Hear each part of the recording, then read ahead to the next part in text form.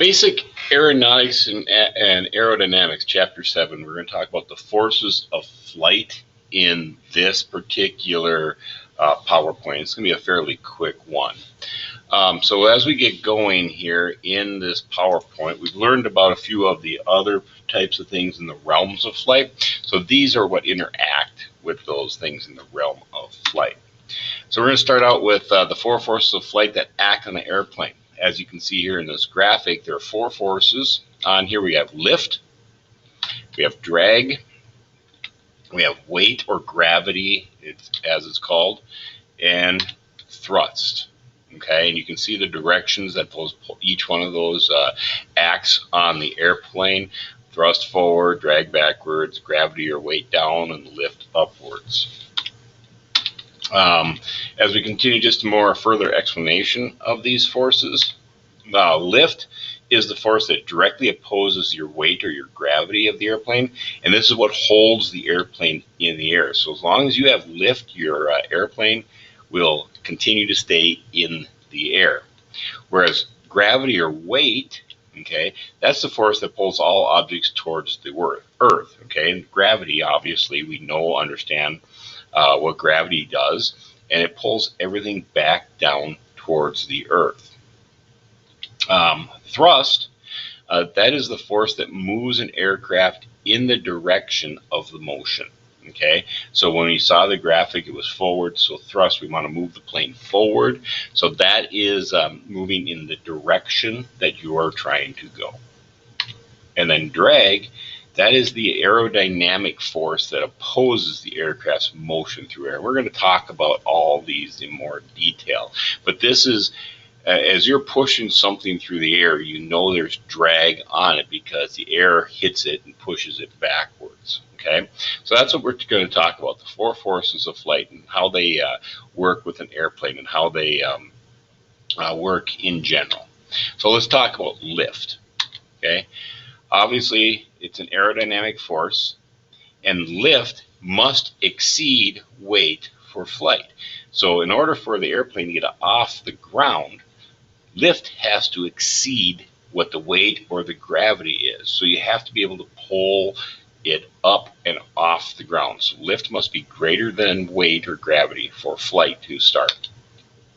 And as we talked about in the previous PowerPoint, it's generated by motion of the aircraft through the air. So as you have the relative wind coming in on your wing, okay, it creates that airflow past the wing.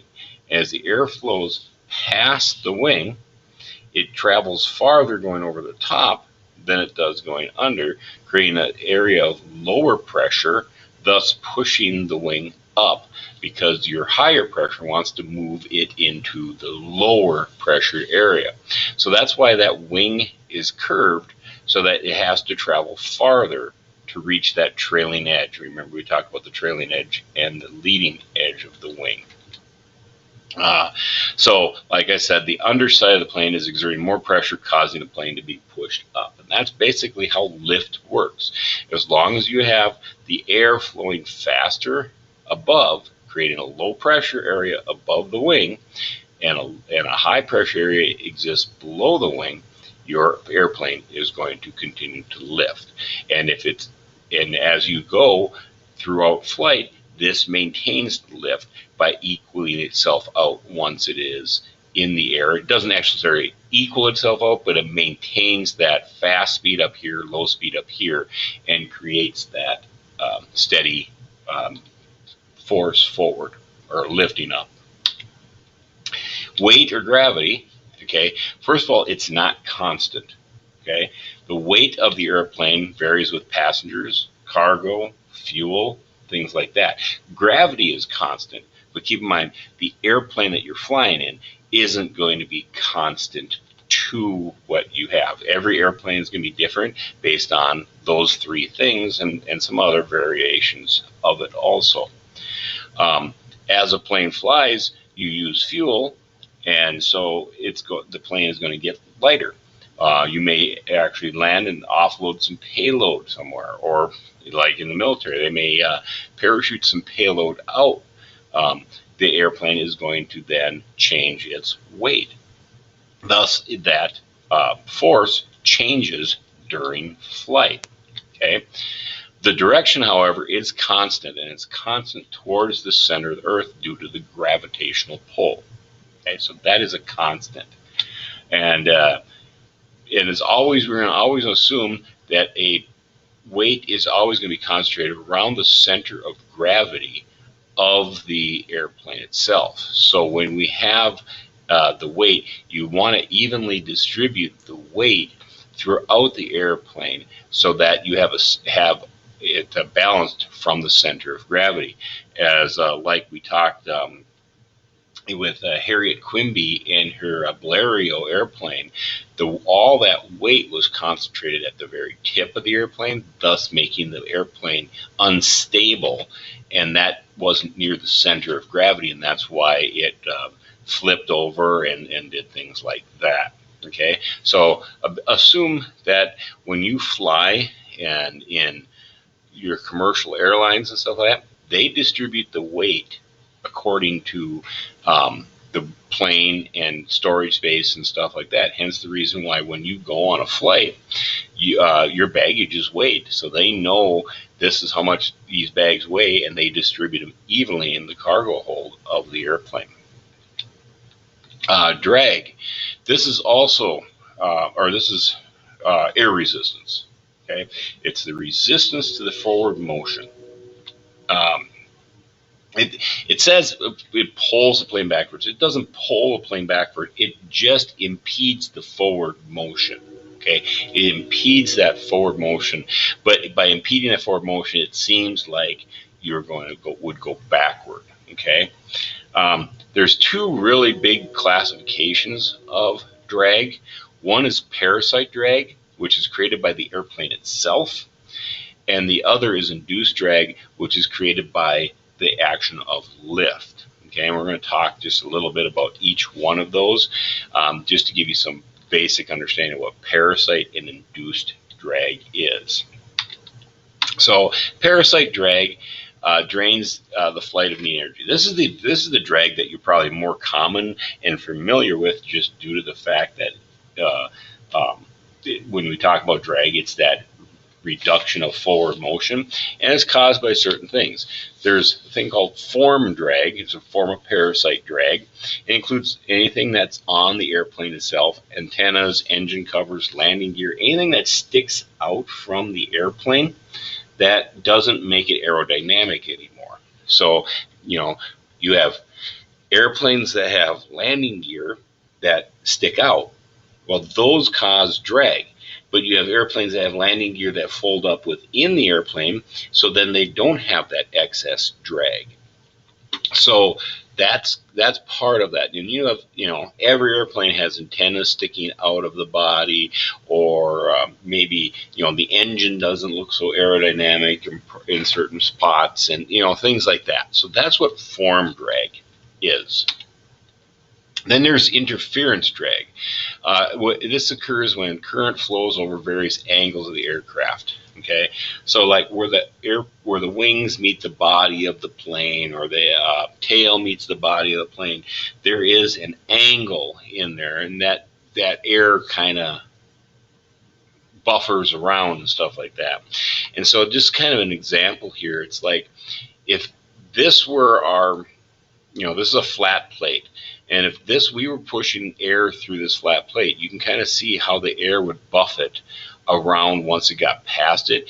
And by doing this, it makes more of a turbulence, and it really slows down the airplane if that was the case.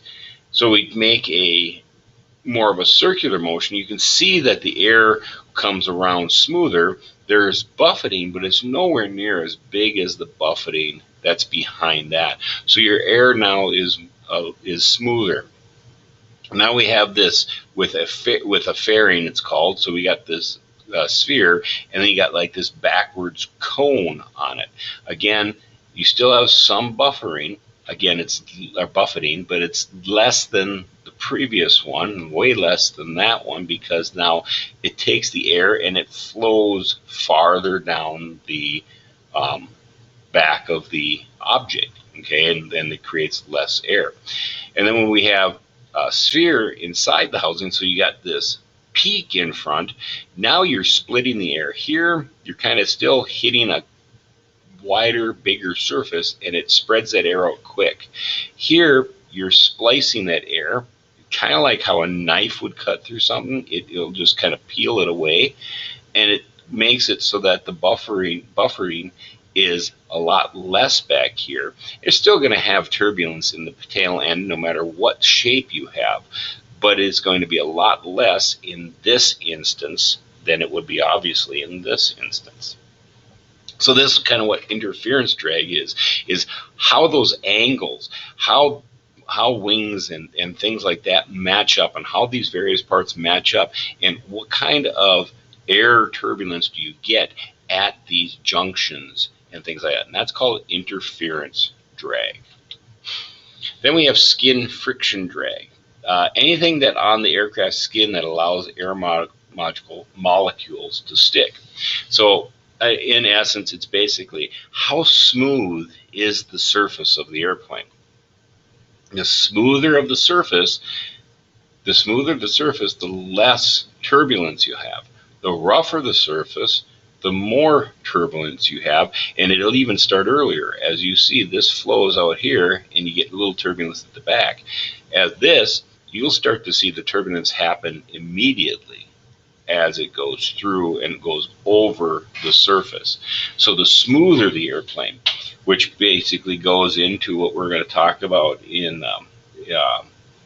next week and things like that in the future, is the fact that how the difference of airplanes from World War I type of airplanes, which were canvas and wood and they weren't the smoothest type of aircraft and the Wright Flyer, to planes that came after that, starting in the 30s and stuff like that, where they started stretching the metal skin over, and then the metal being much smoother than the canvas would be.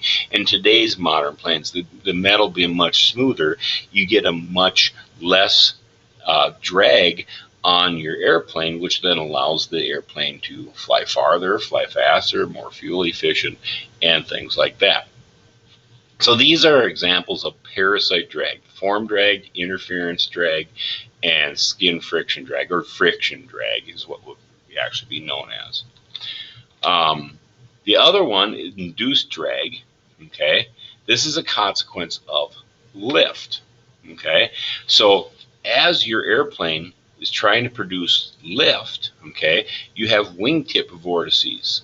So what happens is, as you're flying here, you get to the end of the wingtip, and you got air flowing over and under. Remember, the air up above is faster than the air coming below. But on the end of the wingtip, you get this turbulent factor right here where it wants to fly over. So you got air that's underneath your wingtip that wants to come up and over because it's right here at the end, and it wants to come up and over the wing because it wants to go to the less pressure area.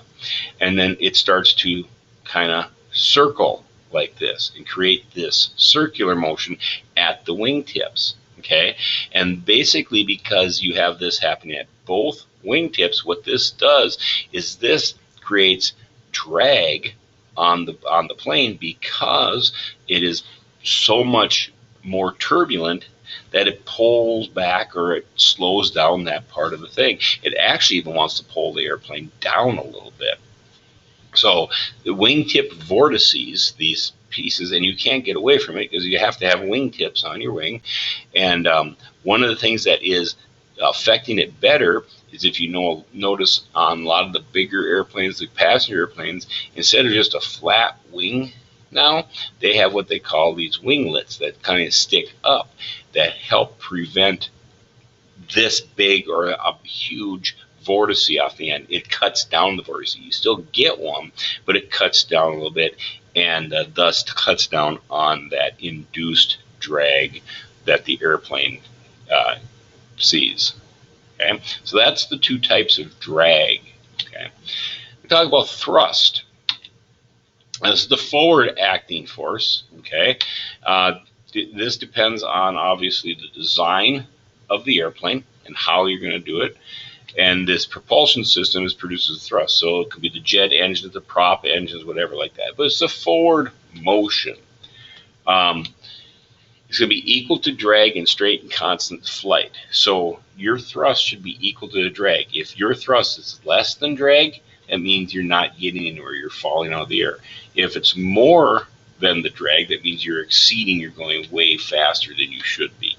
A constant speed forward is going to be equal to drag. Okay, so that's thrust. So again, the four forces of flight. One force always opposes another force. For every action, there's an equal and opposite reaction, and the same thing happens here. We have lift versus gravity or weight. The more lift an aircraft can get, the higher it will fly. So that's how lift and gravity work. You have thrust and drag. The more thrust an aircraft gets, the faster it will fly. Okay. So you have forces that act opposite each other, basically keeping each other honest. Gravity keeps lift on, so you don't just fly away, and zoom up real quick. And lift keeps it so gravity doesn't keep you on the ground. And thrust and drag do the same thing, opposite of each other. Think about it this way: it's like a tug of war. Okay, the motion of the airplane through the air really depends on the strength and direction of the forces. Okay, so if the four forces are balanced, so you got your lift, weight or gravity, drag and thrust, if they're balanced, your aircraft is going to cruise at a constant velocity at a constant altitude. You're going to have a smooth, uneventful flight. If your forces are unbalanced, the aircraft accelerates, decelerates, or climbs, dives. It's going to go to whatever force is acting on it the most. Okay, so you're going to have, in a dive, obviously the gravity would be acting on it the most, or if you're really going slow, it'd be the drag that'd be acting on it. So again, very basic. This was the four forces of flight. Just to know that, unlike driving a car, you're on 2 dimensions. Now you're on 3 dimensions. You have up, down, left, right. Okay, you're all over the place. So you have multiple forces acting on an airplane more so than you have a car. So that concludes the Chapter 7, the 4 forces of flight.